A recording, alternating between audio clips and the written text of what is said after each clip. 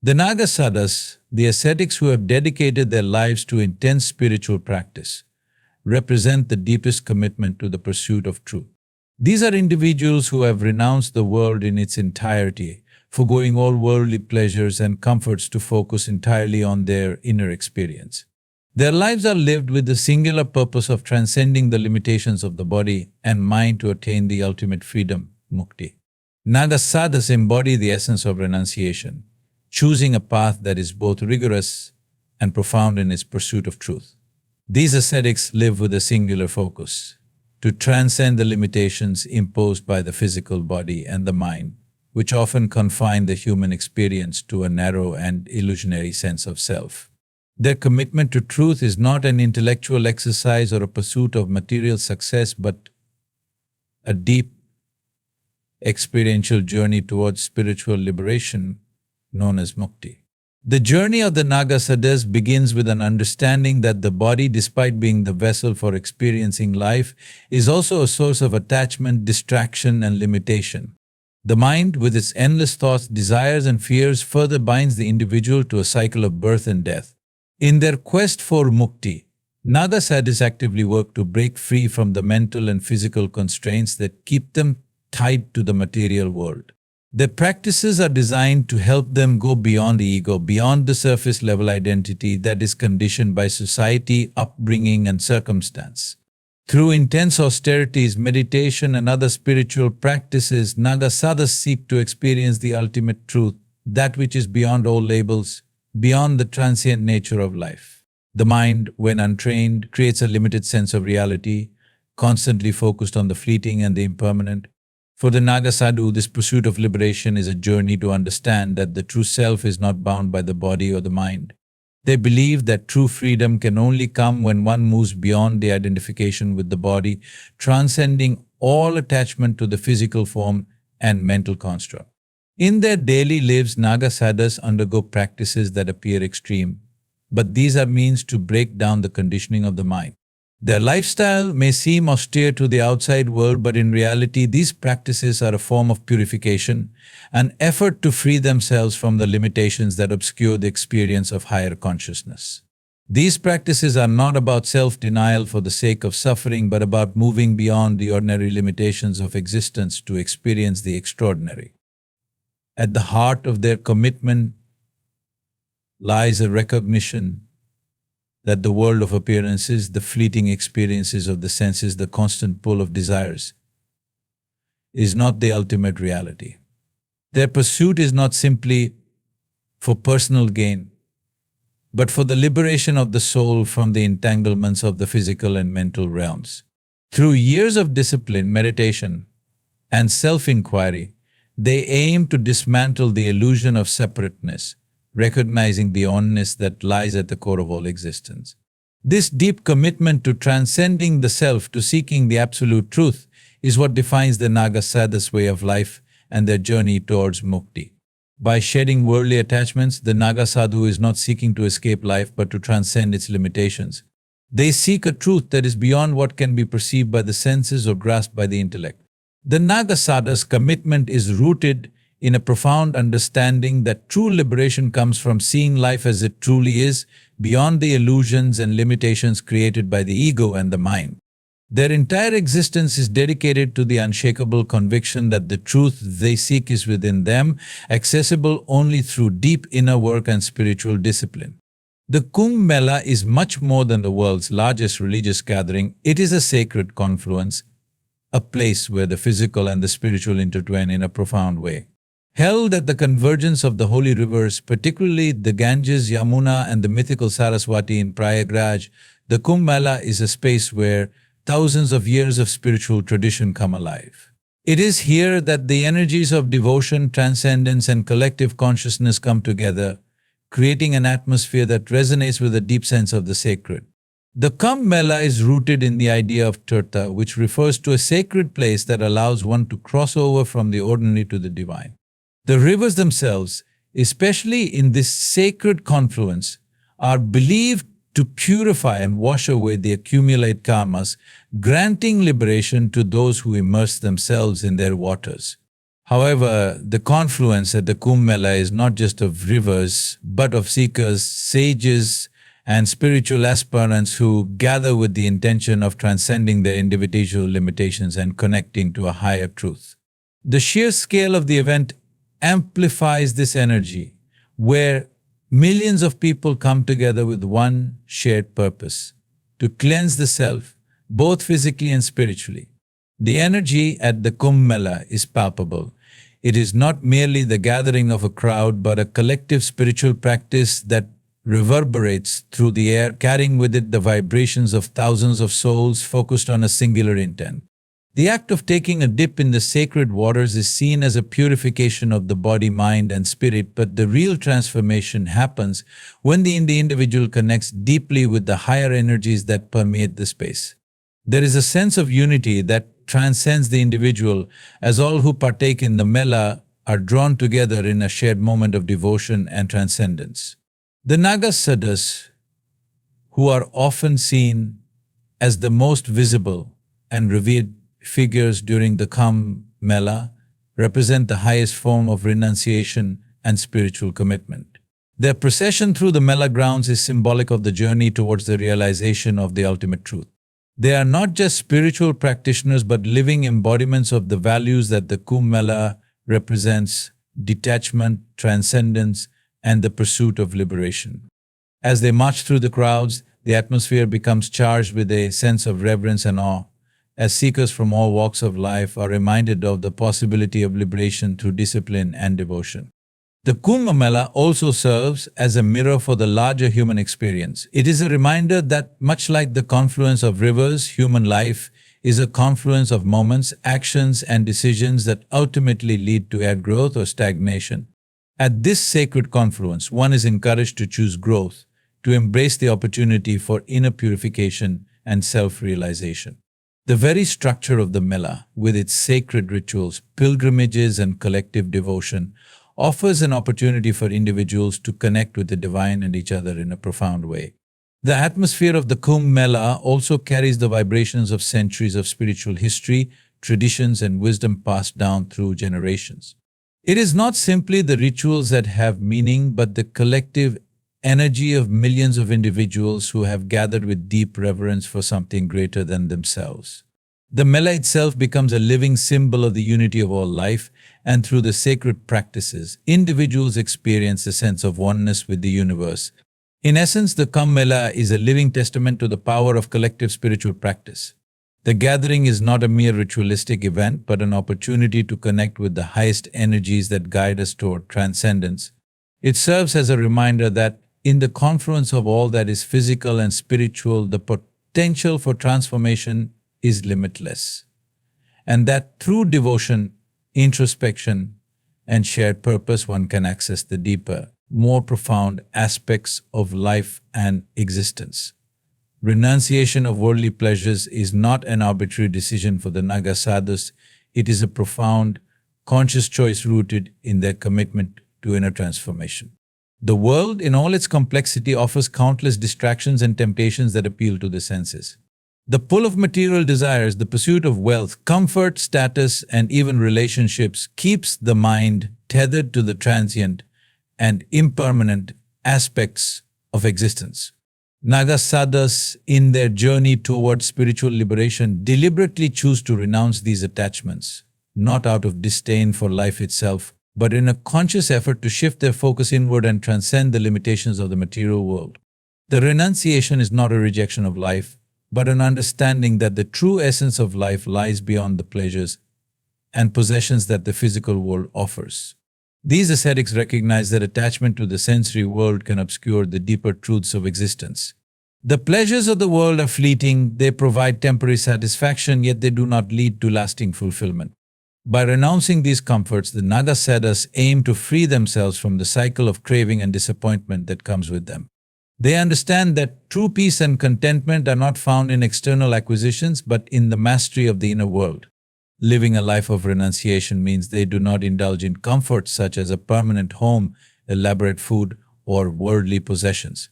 They may wander, living in temporary shelters or on the streets, often surviving on whatever is offered to them by others.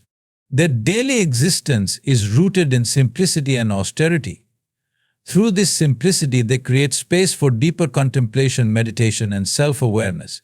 Every aspect of their life, from their choice of clothing to the food they eat, is a conscious decision to remove distractions and allow the mind and spirit to remain focused on the journey within.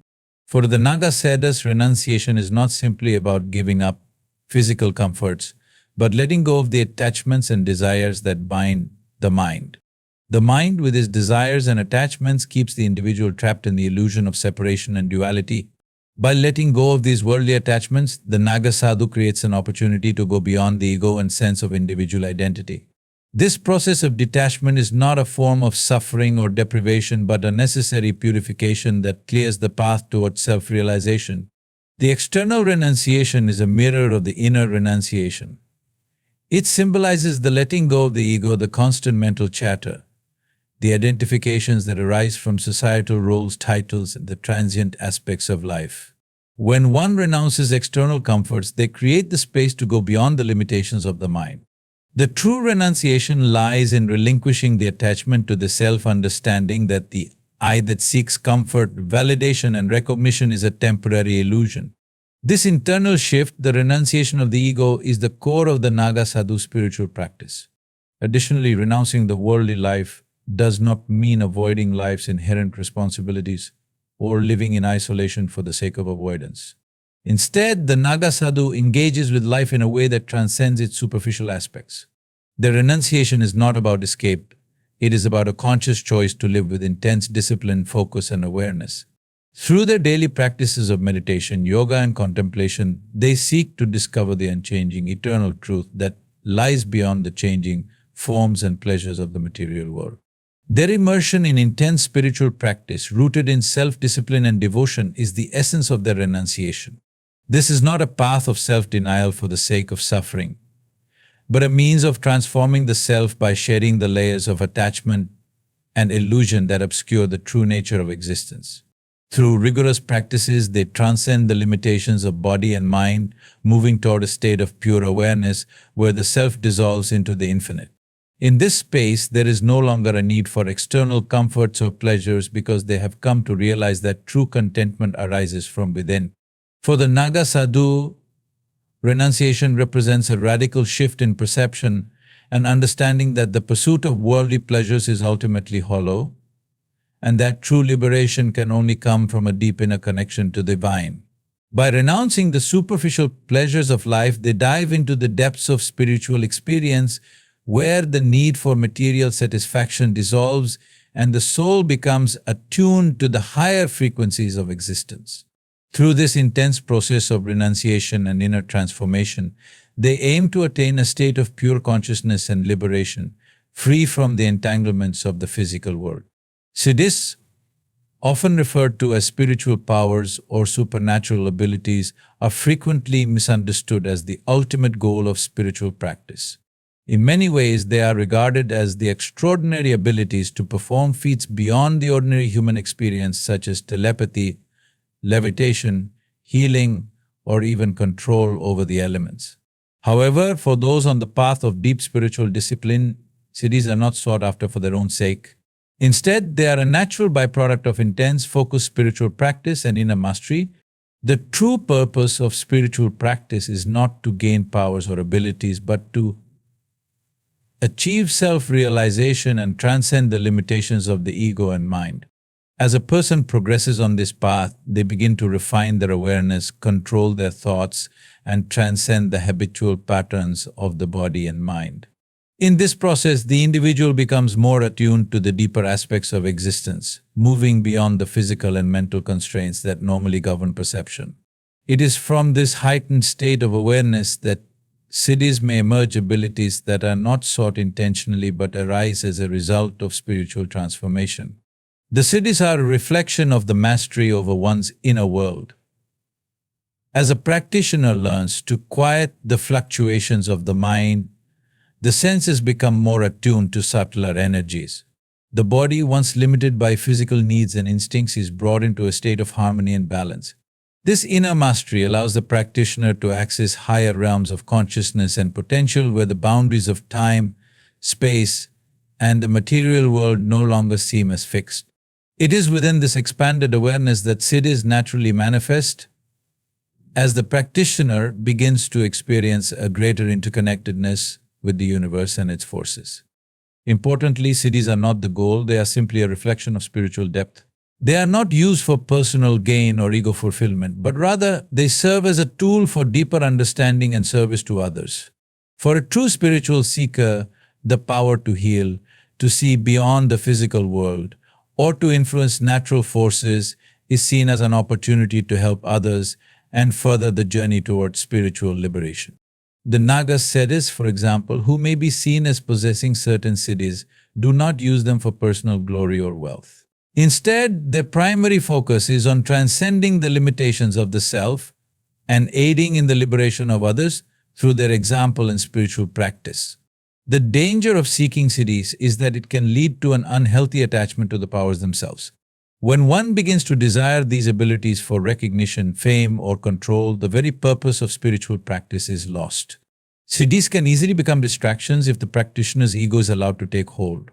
In the true spirit of a yogi or a sadhu, the ultimate goal is not to become a master of supernatural abilities, but to become a master of the self, free from the desires and attachments that bind the individual to the material world.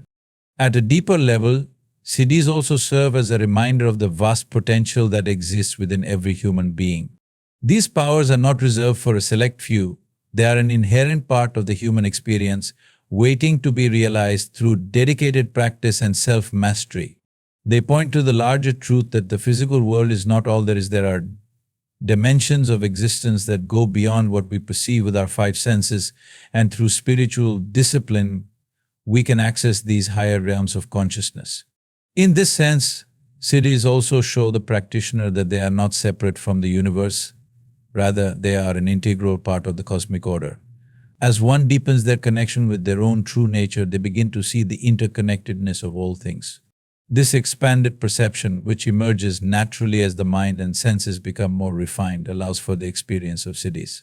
However, true wisdom lies in recognizing that these powers are not the end, but a step along the journey toward realizing the ultimate truth of existence. They are tools to be used with awareness, compassion, and responsibility, always in service of the higher goal of spiritual liberation. In essence, siddhis are not prizes to be coveted or accumulated, but signs of the inner transformation that occurs as one moves closer to realizing their highest potential. They come as a result of self-discipline, unwavering commitment, and a deep, sustained focus on spiritual practice.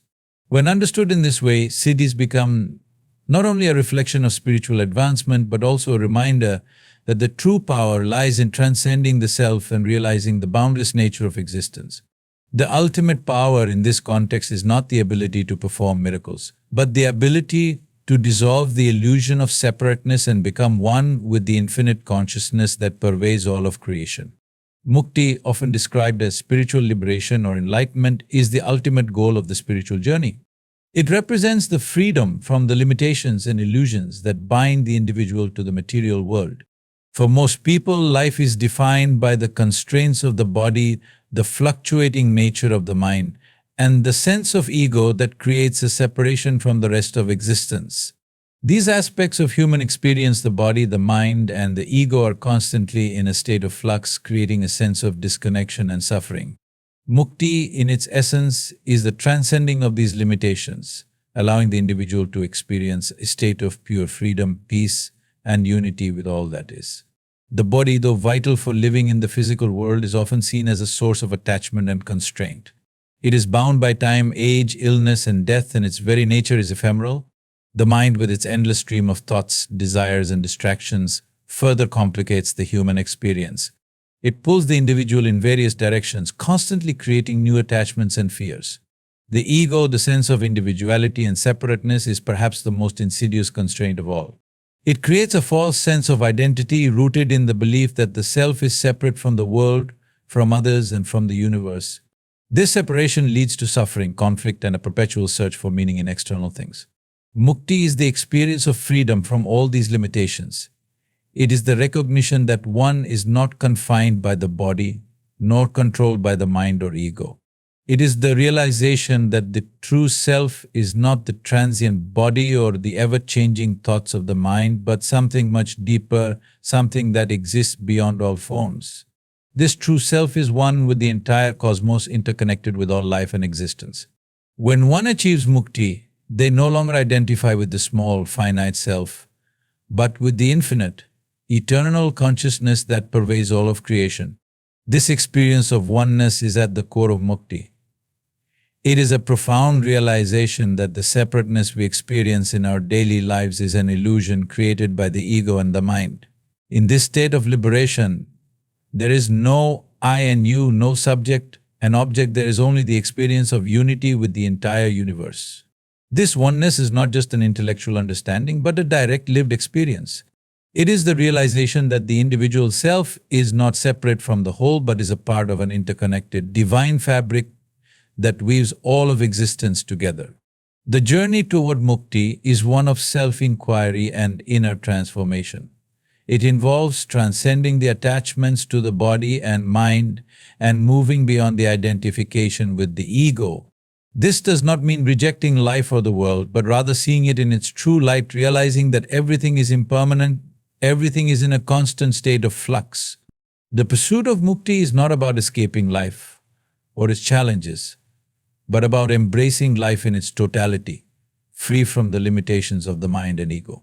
It is about seeing the world as a reflection of the divine and recognizing that everything, from the smallest pebble to the vast cosmos, is an expression of the same universal consciousness. Mukti also involves the dissolution of the false identification with the self, the ego, that constantly seeks validation, control, and ownership over experiences. The ego, with its need for power and recognition, creates a sense of division, a belief that I am separate from you and from the rest of the world. When this sense of ego dissolves, the individual no longer feels like an isolated entity, but experiences a profound connection with all beings and with the entire universe.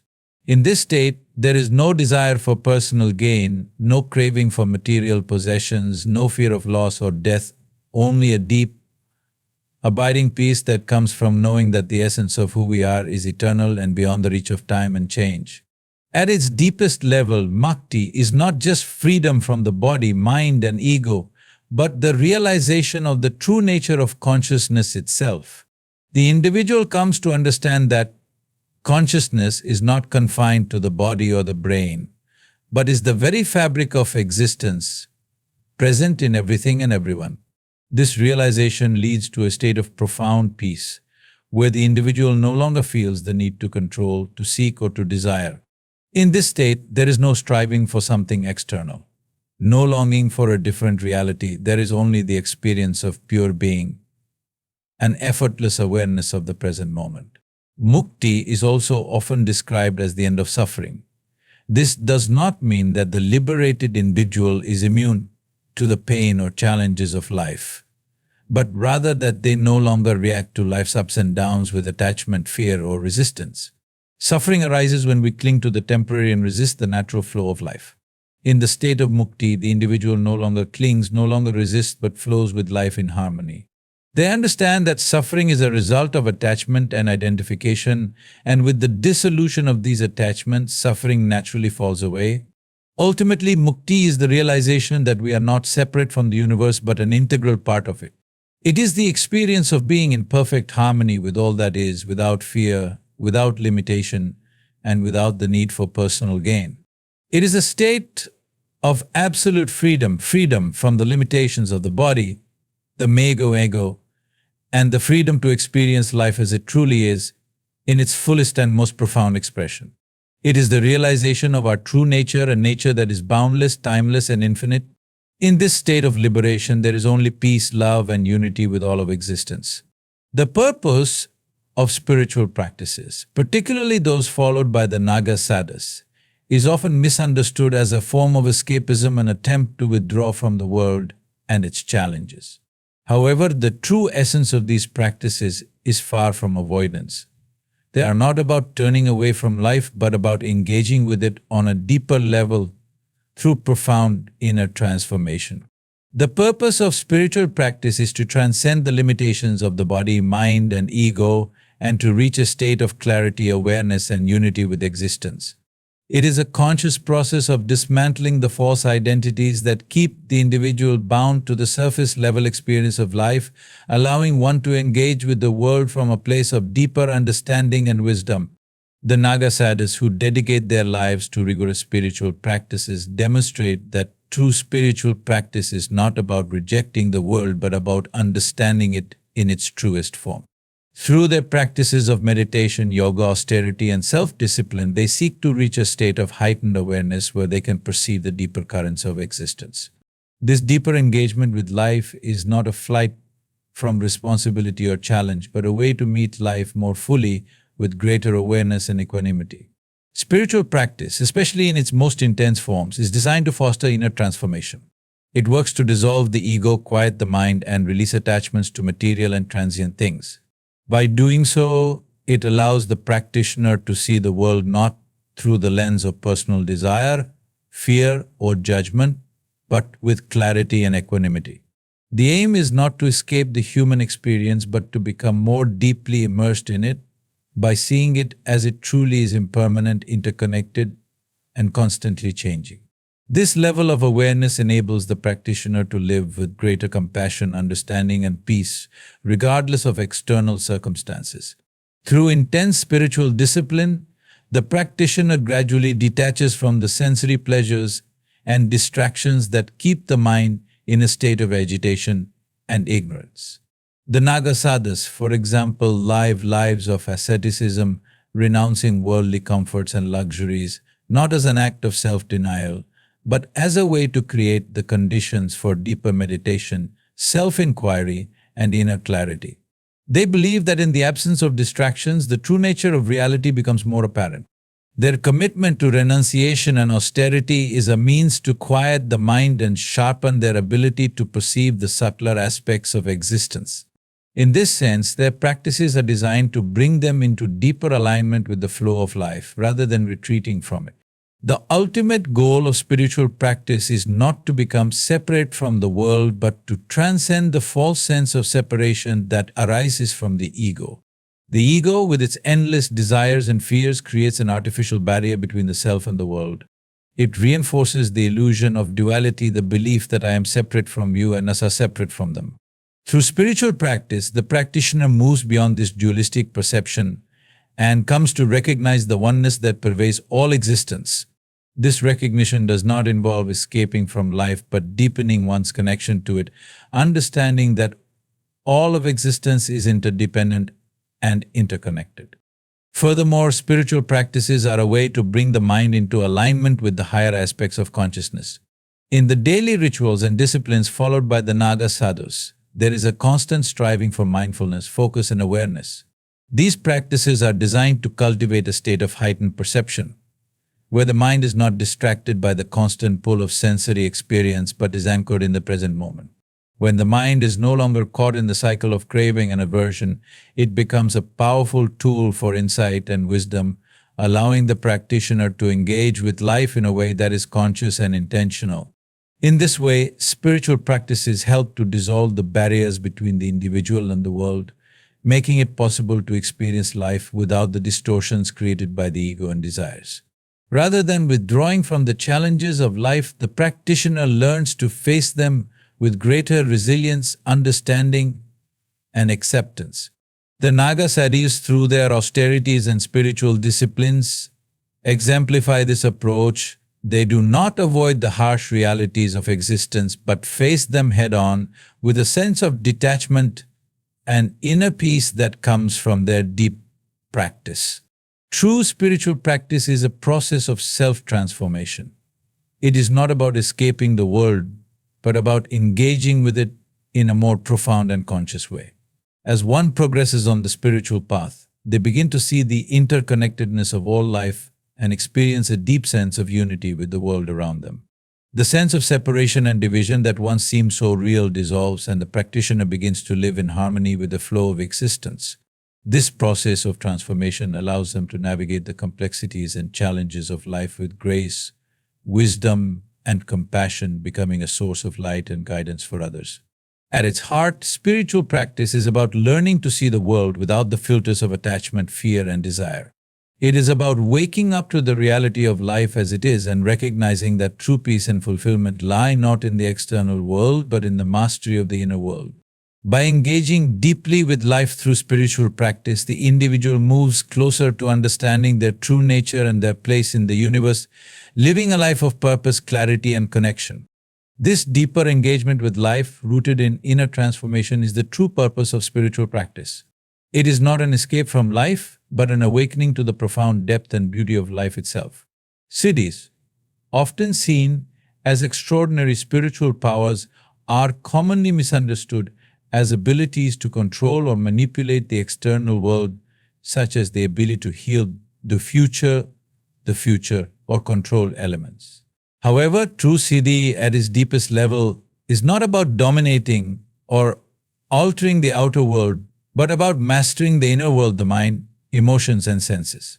The most profound Siddhi lies in the ability to transcend the fluctuations of the mind, to dissolve emotional turmoil, and to be free from the constant pull of the senses. In this state of mastery, the individual becomes unaffected by external circumstances and lives in harmony with their true nature. The mind, by its very nature, is restless and constantly in motion, filled with thoughts, desires, and judgments. For most people, this unceasing mental chatter creates a sense of confusion and disorientation. Emotions, too, follow a similar pattern, often swinging between joy and sorrow, love and anger, peace and anxiety. The senses, which are meant to be tools for experiencing the world, often become sources of distraction, pulling the individual toward fleeting pleasures and away from a deeper understanding of existence. When one is ruled by these forces, they live in a state of bondage, constantly reacting to the world rather than responding to it with clarity and awareness. True Siddhi, however, is the mastery over these internal forces. It is the ability to observe the mind without being swept away by it, to feel emotions without being controlled by them, and to use the senses as tools for deeper perception rather than as instruments of indulgence. This mastery does not come from suppression or denial, but through conscious awareness and disciplined practice. Through techniques such as meditation, pranayama, breath control, and self-inquiry, a practitioner learns to still the mind, regulate emotions, and sharpen the senses, gradually developing the ability to control the internal environment. This process of mastery begins with recognizing that the mind and emotions are not the true self. The mind is simply a collection of thoughts and memories, the emotions are fluctuating states of feeling, and the senses are organs of perception. None of these are the essence of who we are, they are tools through which we experience the world. However, when we identify with the mind, emotions, or senses, we become entangled in them, mistaking them for our true identity. Mastery over the self begins with understanding this distinction and cultivating the ability to detach from these temporary states, allowing the deeper, more enduring aspects of our being to emerge. When one achieves true Siddhi, the mind no longer controls the individual, but the individual has the power to direct the mind with intention. The thoughts become clear and focused, no longer scattered or dominated by unconscious patterns. With this clarity, the mind becomes a powerful instrument for insight and wisdom. The same applies to emotions. Rather than being reactive, the practitioner becomes able to observe emotions as they arise without being swept away by them. In this state of emotional mastery, there is no conflict or turbulence, but a sense of inner peace and equanimity that remains unaffected by the highs and lows of life. Similarly, mastery over the senses means that the practitioner is no longer enslaved by sensory pleasure or desire. The senses are recognized as tools for experiencing the world, but not as sources of happiness or fulfillment. When the senses are used with awareness and mindfulness, they become instruments of deep perception, allowing the practitioner to experience the world in its truest form, free from the distortions of craving, attachment, or distraction. The sense of taste, touch, sight, sound, and smell no longer dictate the individual's experience, but become windows through which the greater truths of life can be perceived. This mastery over the self, the mind, emotions, and senses leads to a profound state of freedom. When one is no longer bound by the fluctuations of the mind or the pull of desires, they experience life with a sense of liberation and peace. This freedom is not an escape from the world, but an engagement with it from a place of profound stillness and inner clarity. The individual becomes more attuned to the deeper dimensions of existence and is able to navigate life's challenges with grace, wisdom, and compassion. In this state, they are no longer reactive but responsive, able to act with mindfulness, intention, and awareness rather than being driven by unconscious habits or emotional impulses. The true power of Siddhi, therefore, lies not in the ability to manipulate the external world, but in the ability to master the inner world. When one has mastered their own mind, emotions, and senses, they become a powerful force for good in the world. They are able to influence the world around them not through force or control, but through the clarity and stillness that emanates from their inner being. Their actions are aligned with a higher consciousness, and their presence becomes a beacon of peace and wisdom. In this sense, Siddhi is the ultimate expression of self-realization. It is the recognition that the true power lies within, in the ability to shape one's inner world and live in harmony with the larger forces of existence. The external manifestations of power, such as supernatural abilities, are mere byproducts of this inner mastery. The real treasure of Siddhi is the inner freedom it brings, a freedom from the constraints of the body, mind, and ego, and the experience of living in alignment with the deeper currents of life. The practices of the Naga Sadhus, rooted in profound discipline and devotion, offer a compelling invitation to explore the depths of our own being. In a world that is constantly bombarded with external distractions, from the demands of work to the pull of technology and social media, it is easy to lose touch with our true essence. The Naga Sadhus, through their rigorous asceticism, renunciation, and meditative practices, offer a path that challenges us to step away from the noise of the external world and turn inward. Their way of life calls us to go beyond surface-level experiences and deeply question who we truly are beyond the roles, identities, and attachments we have accumulated over time. The external world constantly presents us with countless distractions, material pursuits, societal expectations, and the desire for validation or success. These external forces shape our perceptions, desires, and actions, often without our conscious awareness. Over time, these distractions can distort our understanding of who we are, creating an illusion of separateness from ourselves and others. We become so absorbed in the pursuit of external goals that we forget to ask the deeper questions: what is the true nature of the self? What lies beyond the transient, temporary experiences of life? The Naga Sadhus, through their extreme practices, provide a stark contrast to the world's distractions. They renounce worldly comforts and adopt a lifestyle of asceticism in order to detach from the ego, the body, and the external world's constant demands. They live in simplicity, spending most of their time meditation, contemplation, and spiritual discipline. Through their example, they show us that true freedom comes not from acquiring more material possessions or achievements, but from shedding the layers of attachment and illusion that keep us bound to the transient. Their way of life is an invitation to look inward beyond the surface-level experiences and to reconnect with our inner essence. When we begin to engage in our own spiritual practices, whether through meditation, self-reflection, or mindfulness, we are essentially being called to do the same, to quiet the mind, detach from the distractions of the external world, and explore the deeper realms of consciousness. The Naga Sadhus show us that through rigorous self-discipline, we can break free from the patterns and attachments that bind us to the material world. Their commitment to inner exploration serves as a reminder that we are not merely our thoughts, emotions, or physical form, but something much deeper and eternal: consciousness that transcends time, space, and the body. The practices of the Naga Sadhus also challenge us to confront the ego, the sense of I and mind that keeps us separate from others and from the universe. The ego constantly reinforces the illusion of individuality, creating divisions between people, between ourselves and nature, and even between our mind and our spirit. By renouncing worldly desires and living in simplicity, the Naga Sadhus dissolve the power of the ego allowing them to experience a state of oneness with all of existence. This state is not one of detachment from life, but a profound engagement with life in its truest form, uncolored by the distortions of the ego. To engage with our true essence, we must first recognize the illusions that keep us trapped in the mind's games and the senses' distractions. The practices of the Naga Sadhus call on us to turn our attention inward, to observe the constant flow of thoughts, emotions, and sensory experiences, and to separate ourselves from them.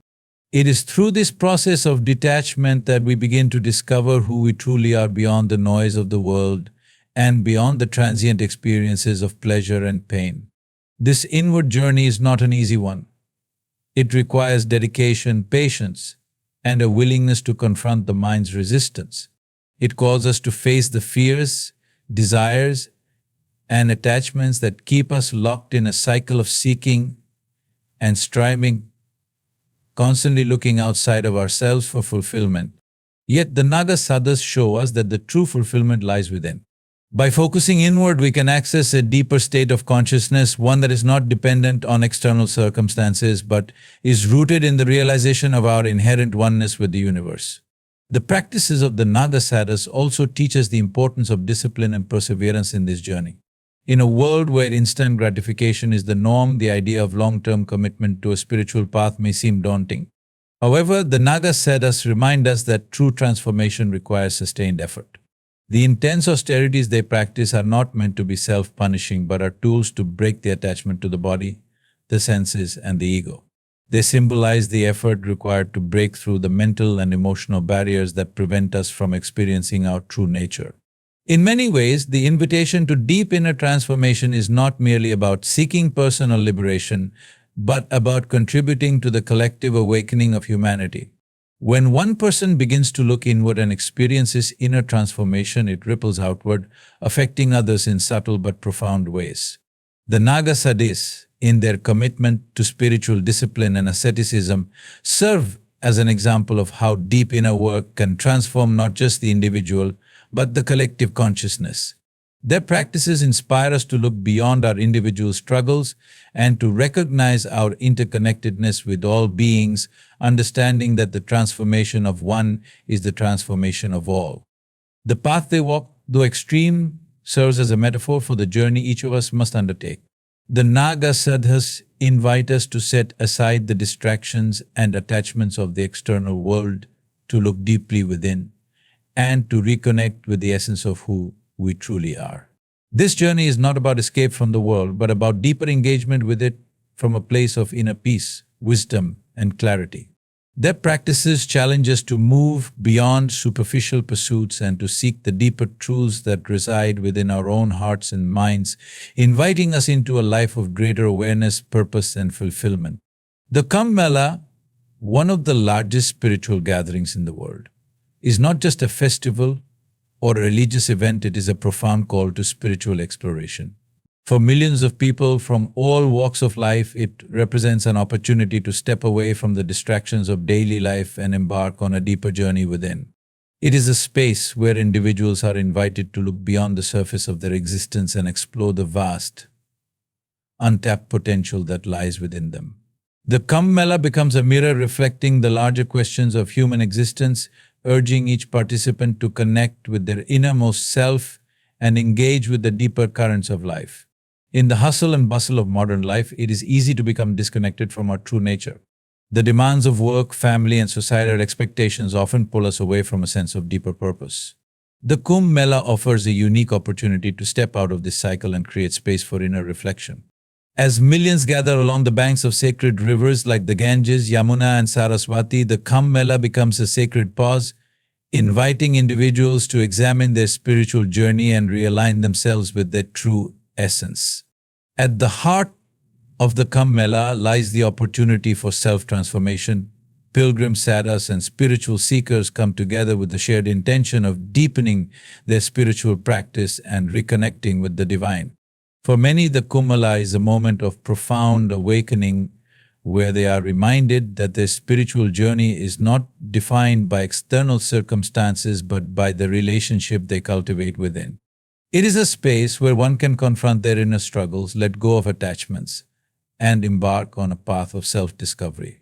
The collective energy of millions of people, all focused on a common spiritual purpose, creates an atmosphere of heightened consciousness that encourages inner exploration.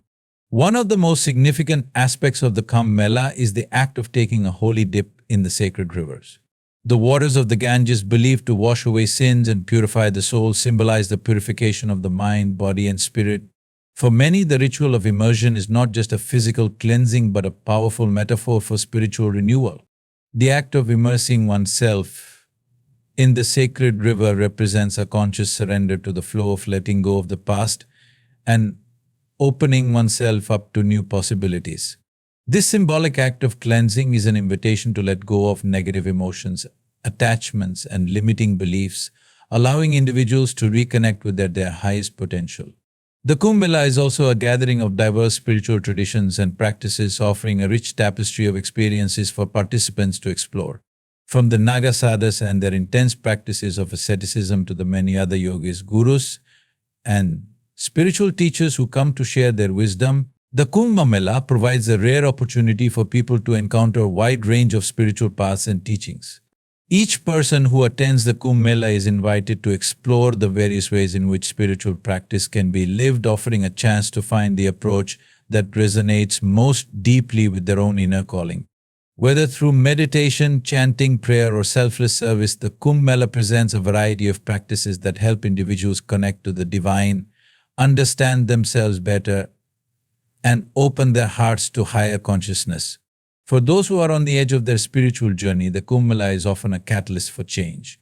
It is a space where people who have felt disconnected or uncertain about their path find the inspiration and support they need to take their next step. The sheer scale of the gathering, the meeting of millions of people from different backgrounds, all seeking spiritual truth, serves as a reminder that spiritual exploration is universal and timeless. It reminds individuals that they are not alone on this journey and that the pursuit of higher wisdom is a shared human endeavor. In this way, the Kumbh Mela becomes a communal space for collective awakening where personal growth is intertwined with collective spiritual evolution. The Kumbh Mela is also a call to transcend the limitations of the mind and ego. In the presence of so many fellow seekers, individuals are encouraged to let go of the false identities they have created and to move toward a state of oneness with the greater whole. The temporary nature of the festival, the rituals, and the gathering itself serves as a reminder that everything in life is fleeting. The Kumbh Mela thus calls people to recognize the impermanence of material things and to shift their focus from external pursuits to the eternal truths of the spirit. It invites participants to move beyond their identification with the body and mind and to connect with a deeper sense of purpose that is not influenced by the transient world around them. At the same time, the Kumbh Mela offers a profound opportunity for service and selflessness. During the event, people from all walks of life come together not only to seek spiritual nourishment for themselves but also to serve others. This spirit of selfless service or seva becomes an integral part of the experience. By engaging in acts of kindness and helping others in whatever way they can, participants deepen their understanding of the interconnectedness of all beings. The act of service becomes an offering to the divine and a way to transcend the ego. It is through this selfless giving that individuals experience a deeper sense of purpose, fulfillment, and connection to the greater whole of existence. The Kumbh Mela, therefore, is more than just an event. It is a profound invitation to explore the deeper dimensions of life. It offers a space for individuals to reflect on their spiritual potential, to renew their commitment to personal growth, and to connect with a higher consciousness that transcends the individual. Whether through ritual, meditation, or service, the Kumbh Mela becomes a sacred opportunity to awaken the spirit and begin the process of transformation. In this way, the Kumbh Mela stands as a powerful call to spiritual exploration, a reminder that the answers to life's deepest questions lie not in the external world, but within our own hearts and minds. Mukti or liberation is often perceived as an abstract or distant concept, something that may only be attainable in some far-off, mystical realm or after a lifetime of spiritual austerities. Many people think of it as a state of existence that is beyond reach for the ordinary individual, reserved for saints or highly evolved beings. However, true liberation is not an unreachable ideal, it is a living possibility, available to anyone who is willing to devote themselves to the path of inner realization. Mukti is not merely a state to be achieved in some distant future, but a real, tangible experience that can be realized in the here and now. It is an ongoing process of awakening to our true nature and realizing the freedom that exists within each of us. Liberation is not about escaping from life or retreating from the world. Rather, it is the profound experience of breaking free from the limitations of the ego, the mind, and the false identities that bind us. Most people live their lives imprisoned by the confines of their own thoughts, emotions, and desires, constantly seeking fulfillment in external things, material possessions, social status, or the approval of others. These external pursuits only offer temporary satisfaction, never addressing the deeper longing for lasting peace and contentment. Mukti is the recognition that true freedom is not found in the external world but within ourselves. It is the realization that the source of all peace, joy, and fulfillment resides within our own consciousness, independent of outside circumstances. This realization does not require us to leave the world behind or renounce our responsibilities. On the contrary, it calls for a deep engagement with life, but from a place of inner clarity and wisdom. The path of inner realization involves a process of self-discovery, where we begin to recognize that we are not the body, the mind, or the emotions, but the consciousness that observes and transcends them. When we begin to identify with this deeper aspect of ourselves, we no longer feel bound by the fluctuations of the mind or the desires of the ego. We become free from the tyranny of our conditioned thoughts and reactions, and our experience of life transforms. Mukti, therefore, is not an escape from life, but a deeper engagement with from a place of understanding and inner peace. The possibility of mukti is rooted in the understanding that we are not separate from the universe or from one another, but that everything is interconnected. The sense of separateness that we carry within our minds, this feeling of being an isolated individual, creates the illusion of limitation and suffering. It is this sense of separation that makes us feel small, insignificant, or trapped in a cycle of craving and fear. However, when we come to realize that we are part of an infinite, interconnected whole, the experience of separation begins to dissolve. In this state of oneness, there is no longer any need for struggle, no need to chase after external achievements, because we understand that we are already whole and complete. Mukti is the liberation from the illusion of separateness, the awakening to our inherent unity with all of existence. This realization does not happen in an instant but requires dedication and discipline. The path to mukti is the path of inner work, of continually turning inward, questioning the nature of the self, and letting go of the layers of attachment and identification that keep us bound to the false sense of I and mine. The practices of meditation, self-inquiry, and mindfulness are the tools that help us explore the nature of our consciousness and move beyond the limitations of the ego. As we engage in these practices, we begin to experience moments of clarity and peace that reveal the truth of our being. These glimpses of liberation become more frequent and sustained as we continue on the path, and eventually we come to a point where we realize that freedom was always available to us. It was never outside of us, but always within. The beauty of mukti is that it is not reserved for a select few or limited to those who have renounced the world. It is accessible to anyone, regardless of their background or circumstances, as long as they are willing to dedicate themselves to the process of self-realization. The key is not in trying to attain something external, but in recognizing and embodying the truth that already exists within us. Liberation is not something that must be earned or achieved. It is a state of being that we can tap into once we shed the layers of illusion that have been built up over time. This is why mukti is a living possibility for all, because it is not an abstract goal, but a realization of what we truly are. In this way, mukti transforms the way we experience the world. When we are no longer bound by the constraints of the ego, we approach life with a sense of ease, grace, and acceptance. We no longer feel compelled to react out of fear, anger, or desire, but instead we respond with awareness and compassion. Life becomes less about seeking fulfillment in external achievements and more about aligning with the flow of existence, trusting that everything we need is already present within us. This shift in perspective allows us to live with a sense of peace and joy, independent of the external circumstances that once dictated our happiness. Mukti is also a process of continual unfolding. As we move along the path of inner realization, we discover new layers of freedom and understanding. The more we let go of the attachments that bind us, the more we experience the boundless nature of our true being. This journey is not a destination but a continuous exploration of the infinite potential that resides within us. Each moment of clarity, each experience of inner peace is a step closer to the full realization of our true nature. The potential for mukti exists in every moment of our lives. It is not something that must be sought in a far-off place or a distant future, but something that can be realized right now. Liberation is not about escaping from life but about seeing it clearly without the distortions of the mind and ego. It is about recognizing that the freedom we seek is not external but is within us, waiting to be realized. When we awaken to this truth, we begin to experience life with a deep sense of fulfillment, peace and love. Mukti, therefore, is not an abstract idea but a living possibility, accessible to anyone who is willing to dedicate themselves to the path of inner realization. In the end, the pursuit of mukti is not about reaching a distant goal or attaining a state far removed from our current reality. It is about recognizing the immense potential that already exists within us in every moment, waiting to be realized. It is an invitation to shed the layers of illusion and limitation that cloud our perception and to step into the fullness of our true nature.